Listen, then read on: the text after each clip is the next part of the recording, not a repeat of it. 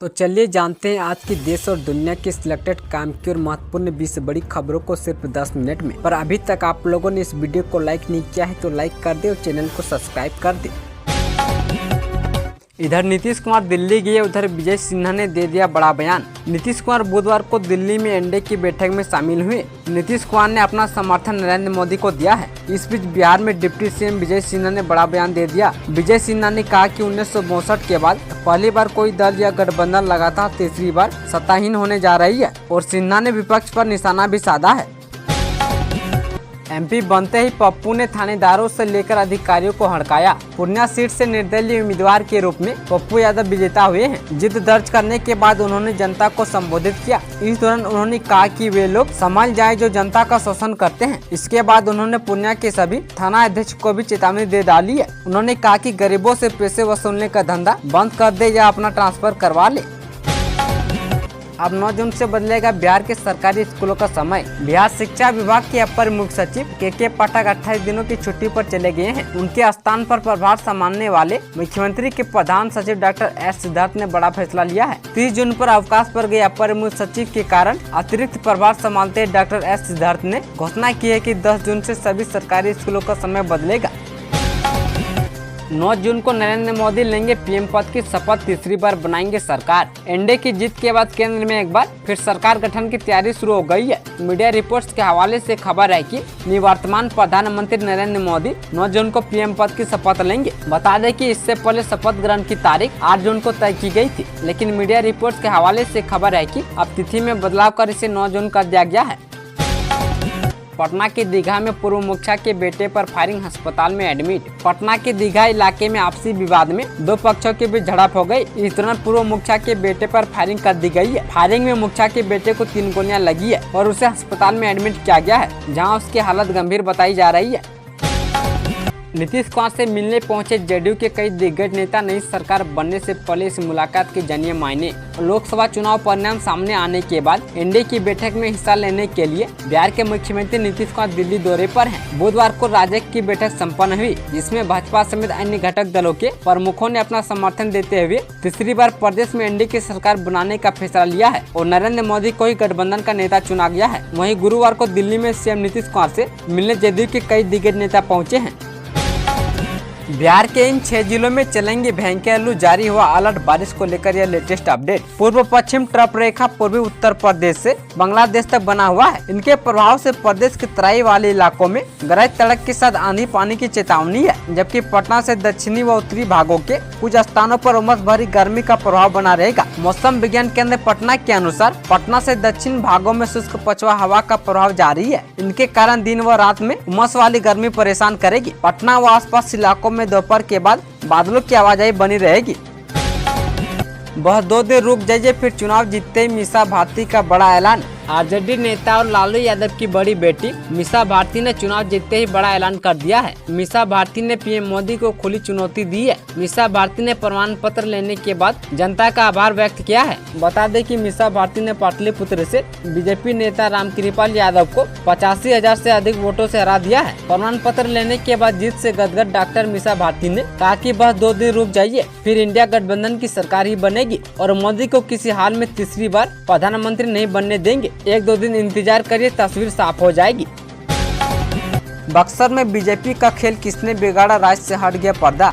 BJP के गढ़ बक्सर में कैसे हो गया खेला, अब इस बात से पर्दा हट गया है। चुनाव आयोग के आंकड़े ने सारी पोल खोलकर रख दिया है। बक्सर में बीजेपी उम्मीदवार मिथिलेश तिवारी चुनावी मैदान में थे और उनके खिलाफ आरजेडी उम्मीदवार सुधाकर सिंह मैदान में थे। मिथिलेश तिवारी मात्र 30,000 मतों से चुनाव हारे हैं। इस 30,000 वोट की सेंधमारी ने खेल बिगाड़ दिया है।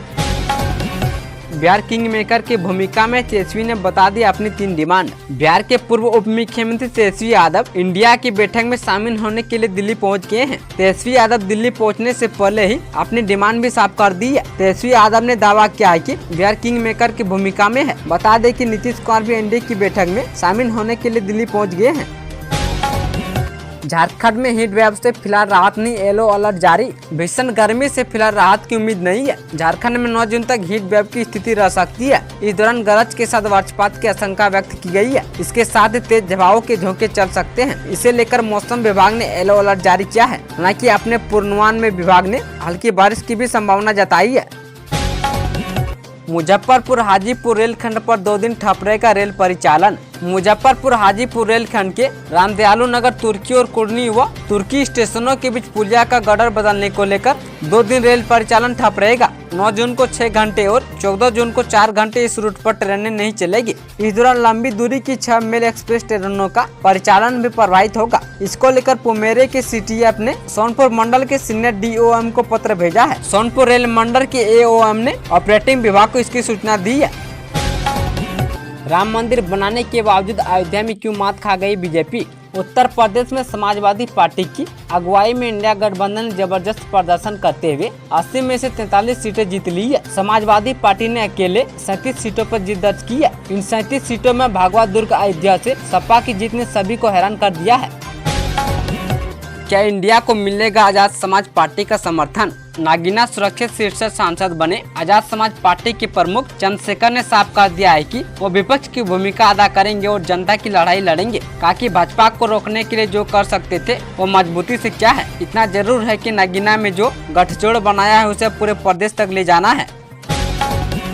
गया किऊल रेलखंड की दोनों लाइनों पर अब दौड़ेंगी ट्रेनें। गया से किऊल आने जाने वाले लोगों के लिए खास खबर है। अब जल्द ही गया किऊल रेलखंड की अप और डाउन लाइनों पर ट्रेनों का परिचालन शुरू होने जा रहा है। इसके लिए हर स्तर पर कामकाज पूरा होने की संभावना जताई गई है। गया किऊल रेलखंड पर ट्रेनों में सफर करने वाले यात्रियों की सुविधा में निरंतर बढ़ोतरी हो रही है।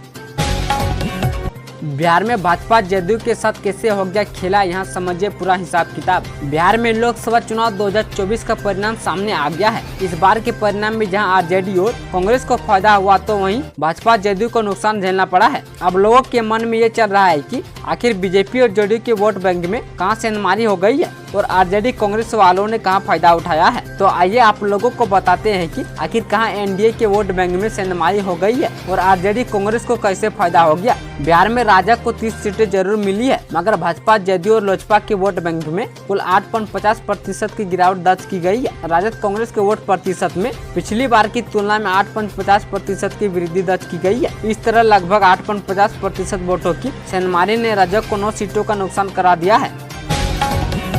बिहार में बीजेपी का प्रदर्शन 15 साल पीछे खिसका, सीटों के साथ वोट शेयर में भी गिरावट।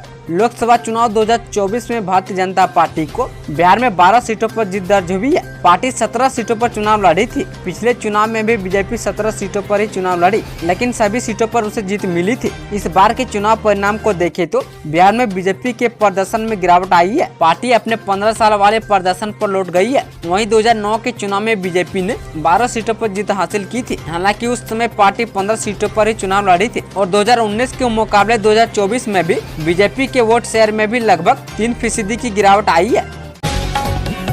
बिहार में 10 जून से नए समय पर खुलेंगे स्कूल, शिक्षा विभाग का आदेश। बिहार में भीषण गर्मी के चलते छात्र छात्राओं के लिए बंद किए गए स्कूल 10 जून से वापस खुलने जा रहे हैं। राज्य भर में सोमवार से नए समय पर स्कूलों का संचालन किया जाएगा। शिक्षा विभाग ने इस स्कूलों की टाइमिंग बदल दी है। अब स्कूल सुबह 6:30 बजे खुलेंगे और 11:30 बजे छुट्टी कर दी जाएगी। नीतीश का जेडीयू सांसदों से दिल्ली में मंथन, चिराग पासवान ने भी बुलाई लोजपा संसदीय दल की बैठक। लोकसभा चुनाव 2024 के नतीजे आने के बाद एनडीए की सरकार के गठन से पहले बिहार के मुख्यमंत्री नीतीश कुमार अपनी पार्टी जनता दल यूनाइटेड के सांसदों से मंथन कर रहे हैं और गुरुवार को जेडीयू के कई सांसद सीएम से मिलने दिल्ली स्थित उनके आवास पर पहुंचे। नीतीश कुमार ने शुक्रवार सुबह दिल्ली में जेडीयू संसदीय दल की बैठक बुलाई है। दूसरी ओर चिराग पासवान ने भी अपनी पार्टी लोजपा रामविलास के संसदीय दल की बैठक बुलाई है। सम्राट चौधरी का सरेंडर, आगे भी नीतीश कुमार को कंधा चढ़ाएंगे, बोले इसमें परेशानी क्या है। लोकसभा चुनाव के बाद सियासी उठापटक और बयानबाजी और तेज हो गई है। इस बीच आज बिहार के उप मुख्यमंत्री सम्राट चौधरी ने बड़ा बयान दिया है। उन्होंने कहा कि हम 2025 का विधानसभा चुनाव नीतीश कुमार के नेतृत्व में लड़ेंगे। 1996 से हम नीतीश कुमार के नेतृत्व में चल रहे हैं और आगे भी चलेंगे, इसमें परेशानी क्या है। दरअसल आज बिहार बीजेपी की बैठक थी, जिसके खत्म होने के बाद सम्राट चौधरी ने यह बयान दिया है। अग्निवीर और यूसीसी पर जदयू का बड़ा बयान, फिर से विचार करने की जताई जरूरत। दिल्ली में एनडीए की नई सरकार बनने से पहले जदयू प्रवक्ता ने बड़ा बयान दिया है। जदयू प्रवक्ता केसी त्यागी ने कहा कि सरकार को यूसीसी और अग्निवीर जैसे मुद्दों पर फिर से विचार करना चाहिए।